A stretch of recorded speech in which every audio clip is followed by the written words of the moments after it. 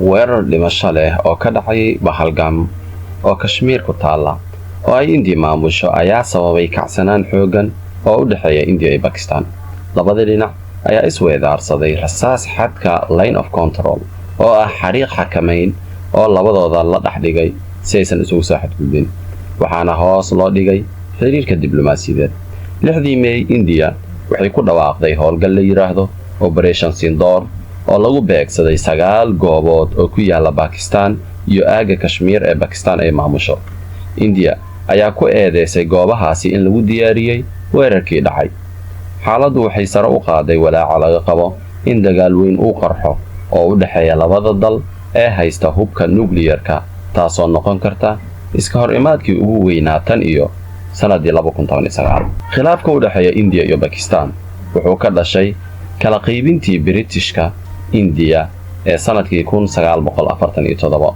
kala qaybintaasi waxay abuurtay Pakistan oo muslimiin u badan iyo India oo Hindu u badan, iyagoo gobolada kala duwan sida Jammu iyo Kashmir la siiyay fursad ay ku doortaan midka ay ku biirayaan. boqorkii Kashmir oo la oran jiray Maharaja wuxuu markii hore doonayay madax banaani maadaama Kashmir ay muddo dheer ku jirtay tacaddi iyo dulmi ay kula kacayeen boqortooyinkii isbadbedelayay. si kastaba wuxuu ugu dambeyn ogolaaday inuu ku biiro India si ay uga caawiso weeraro ugu imaanaya xoolo dhaqato hubeysan oo ka soo jeeday Pakistan. taasi waxay dhalisay dagaalkii u dhaxeeyay India iyo Pakistan sanadihii 1947 ilaa 1948. heshiiskii Karachi ee 1949 ayaa si ku meel gaar ah u joojiyay dagaaladii ka socday gobolka Jammu iyo Kashmir, iyadoo la dhisay xariiq xabad joojin oo ay ilaalinayeen xubno ka tirsan guddiga UN-ka ee nabad ilaalinta. sanadkii 1971 India iyo Pakistan waxay galeen dagaal kale oo gaaban oo ku saabsan Pakistan bari, halkaasi oo ciidamadii India ay taageereen dadaalka madax banaanida, taasoo keentay in la aas-aaso dal Bangladesh la yiraahdo ee maanta jira. labada dal waxay isku dayayeen inay bilaabaan xiriir cusub oo nabadeed iyagoo saxiixay heshiiskii Simla Agreement ee dhacay 1972. heshiiskaasi wuxuu xaqiijiyay line of control oo ah xariiq military oo kala qaybita Kashmir labadeeda maamul, midda ay India maamusho iyo midda ay Pakistan gacanta ku hayso. sanadkii 1974 khilaafku wuxuu yeeshay wajiyo cusub markii India ay tijaabisay hubkeedii ugu horreeyay ee nuclear-ka. tani waxay bilowday tartan hub oo nuclear ah oo sababay in Pakistan ay iyaduna gaarto heer nuclear 20 sano kadib. sidaas darteeda wax kasta oo xiisad ah ayaa hadda noqon kara mid sababi kara dagaal weyn oo nuclear ah, taasoo cabsida ka dhigtay mid aad u weyn. sanadkii 1989 Pakistan waxay ka faa'iideysatay kacdoon xoogan oo ka curtay Kashmir oo ay India maamusho si ay u wiiqdo gacanta India ee gobolkaas. tani waxay kicisay xiisadii labada dal u horseeday 10 sano oo rabshado diimeed iyo dagaallo ah. inkasta oo ay labada dal mar kale ku heshiiyeen ilaalinta xariiqda xakameynta line of control sanadkii 1999, haddana ciidamo Pakistani ah ayaa ka tallaabay xariiqdaasi, taasoo dhalisay dagaalkii Kargil tan iyo 2003. waxaa jiray xabad joojin jilicsan, balse labada dal waxay marar badan isdhaafsadaan rasaas. mar kasta wuxuu ku eedeeyaa kan kale inuu jebiyay xabad joojinta, isagoo sheegaya inuu si isdifaac ah rasaasta u riday. 26 November 2008 cabsi ayaa soo korortay in India iyo Pakistan ay mar kale galayso dagaal toos ah kadib markii dagaalyahano hubeysan ay weerareen magaalada Mumbai ee India. muddo 3 maalmood ah 166 qof ayaa lagu dilay weerarkaas, oo ay ku jireen 6 qof oo Amerikaan ah. India iyo Mareykanka waxay eedeeyeen ururka Lashkar ee Taiba oo laga aas-aasay Pakistan, lana sheegay inuu xiriir la leeyahay hay'adda sirdoonka Pakistan ee loo soo gaabiyo ISI. labada dowladood waxay iska kaashadeen sidii loo soo taagi lahaa maxkamad kuwii weerarka dambeeyay, taasoo bilowday isfaham diblomaasiyadeed. sanadkii 2014 rajada nabadeed ayaa kor u kacday kadib markii ra'iisul wasaare Narendra Modi uu casuumay dhigiisa Pakistan Nawaz Sharif inuu ka soo qayb galo xaflad caleemasaarka. Balse bishii Agoosto 2014 xiriirka ayaa sii xumaaday kadib markii India kansashay wadahadalladii ay la lahaayeen Pakistan. sababtana ay ku sheegeen danjiraha Pakistan ee India inuu la kulmay hoggaanada gooni isutaaga Kashmir. September 2016 dagaalyahano hubeysan ayaa weeraray saldhig military oo ku yaala Yuri meel la yiraahdo waana meel u dhow line of control-ka. halkaasi oo ay ku dhinteen 18 askari oo Hindi ah. waa weerarkii ugu dhimashada badnaa ciidamada India muddo 10 sano ah. India waxay ku eedeysay kooxda Jaysh al-Muhammad la yiraahdo oo la sheegay inay xiriir la lahaayeen ISI. jawaab ahaan ciidamada India waxay sheegeen inay fuliyeen weeraro surgical strikes ah oo lagu qaaday xeryo tababar oo ku yaala aaga Pakistan ee Kashmir.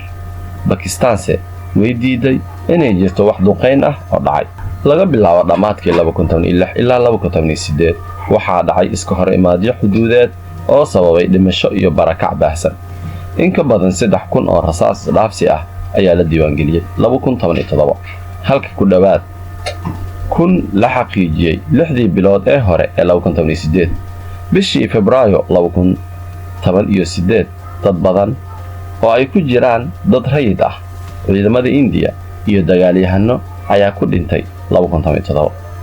bishii May 2018 India waxay ku dhawaaqday inay joojinayso howlgalladeeda military bisha Ramadaan markii ugu horeysay muddo 20 sano ah inkasta oo ay dib u bilowday bishii June.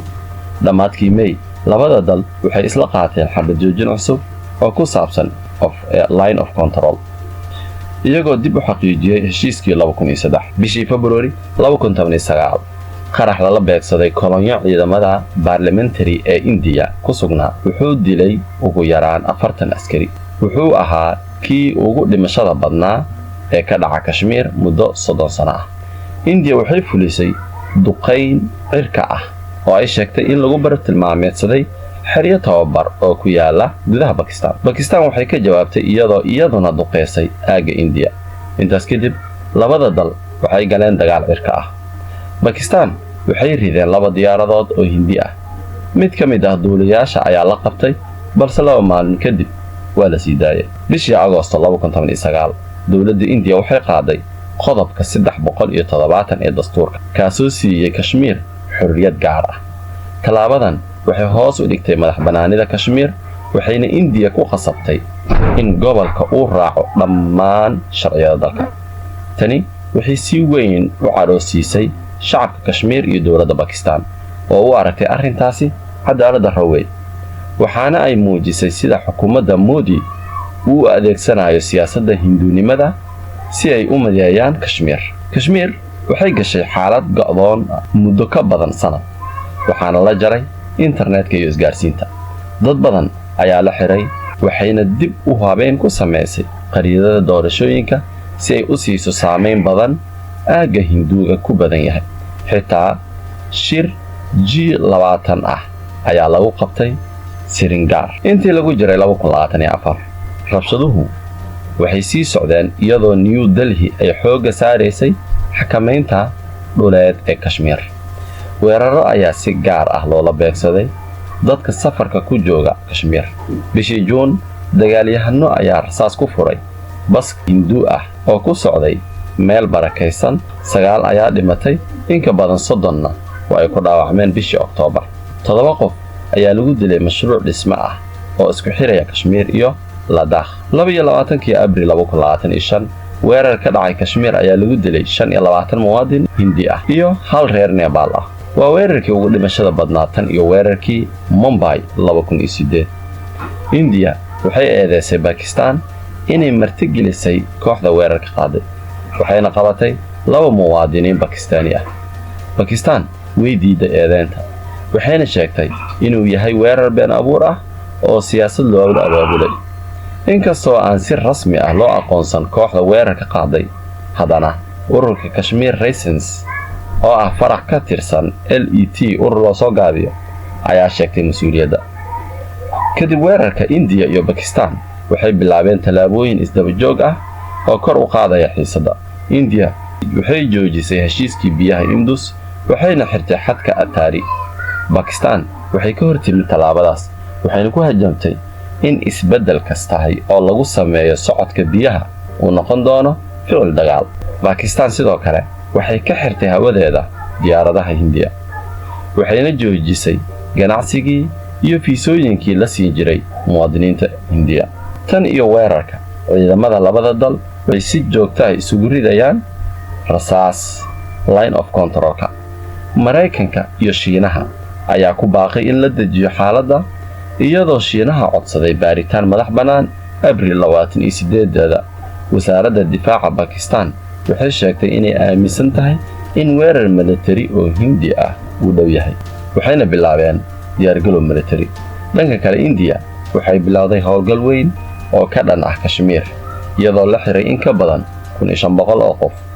Guryo badan oo lagu tuhunsan yahayna inay dagaalyahano leeyihiin waa la burburiyay. Haddii aad intaan nala soo gaartay fadlan subscribe inoo dheh channelka asxaabtaadana la wadaag like-tana dhac noogu sii mahadsanid.